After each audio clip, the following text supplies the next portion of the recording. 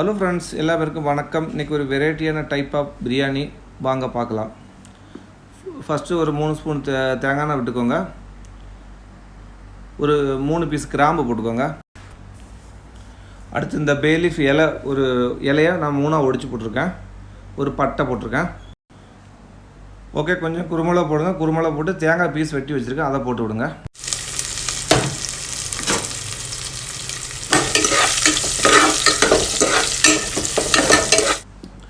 அதுக்கப்புறம் கொஞ்சம் இந்த முந்திரி பருப்பை கொஞ்சம் போட்டுக்கோங்க. போட்டு நல்லா கிண்டி விடுங்க.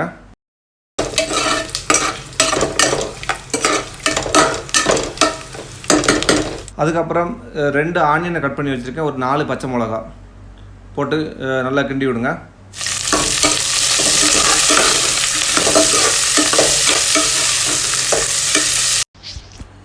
ஃப்ரெண்ட்ஸ், அதே மாதிரி நம்ம சேனலில் ஒன்று சப்ஸ்கிரைப் பண்ண மறந்துடாதீங்க. உங்கள் ஃப்ரெண்ட்ஸுக்கும் ஷேர் பண்ணுங்கள், லைக் பண்ணுங்கள்.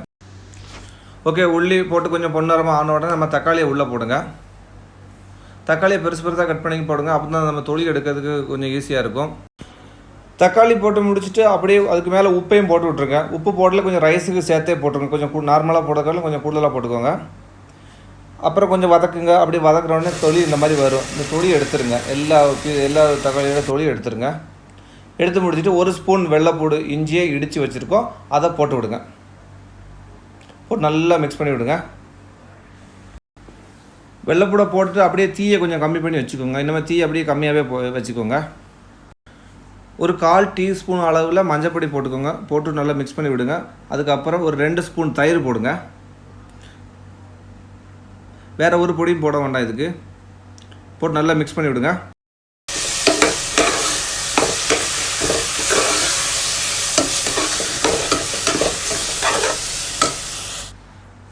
தயிர் போட்டு நல்லா கிண்டி விடுங்க. கிண்டி போட்டுட்டு அதுக்கடுத்து ரைஸை போடுங்க. ரைஸ் 1 கிளாஸ் ரைஸ் வச்சுருக்கேன். இது 15 நிமிஷமாக தண்ணியில் நான் ஊற வச்சுருந்தேன். நீங்களும் அந்த மாதிரி வச்சுக்கோங்க. இதுக்கு 1.5 கிளாஸ் தண்ணி நான் ஊற்றிருக்கேன். எவ்வளோ ரைஸ் எடுத்துருக்கோனோ அதுக்காக 1.5 கிளாஸ். இது குக்கர்னால நம்ம இப்படி செய்கிறோம். நார்மலாக நீங்கள் அடுப்பில் வச்சிங்கன்னா கொஞ்சம் தண்ணி கூட வச்சுக்கோங்க. 2 கிளாஸே வச்சுக்கோங்க சாதாரண அடுப்பில் வச்சிங்கன்னா. அதே மாதிரி இந்த டயத்தில் நீங்கள் உப்பு பார்த்துக்கோங்க. அதுக்கடுத்து புதினா இலை போட்டுக்கோங்க. புதினா இலை போட்டு நல்லா கிண்டி விடுங்க.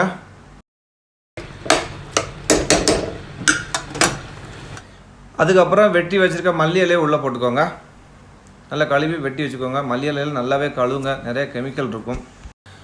ஏற்கனவே நம்ம இது வந்து தேங்காய் எண்ணெயில் தான் செய்கிறோம். அதனால் நெய் ரொம்ப தேவையில்லை. அதனால் ஒரு 1/2 டீஸ்பூன் நெய் அப்படியே ஊற்றிக்கோங்க. ஊற்றிட்டு கிண்டி விட்டுக்கோங்க. ஏன் நெய் ஊற்றுனா அந்த ரைஸ் வந்து ஒன்றுக்கு ஒன்று ஒட்டாது, நெய் ஊற்றுனா தான்.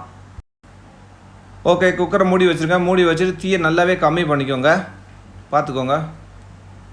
இது மாதிரி பாஸ்மதி ரைஸ்னால் 2 விசில் போதும். நார்மலாக வீட்டில் வேறு எதுவும் அரிசியை போட்டிங்கன்னா 3 விசில் வைங்க. இது நம்ம என்ன பண்ணுறோம் அப்படின்னா, நம்ம தேங்காயோட சிரட்டை இருக்குல்ல, அந்த சிரட்டையை நம்ம லைட்டாக கங்கு மாதிரி ஆக்குறோம்.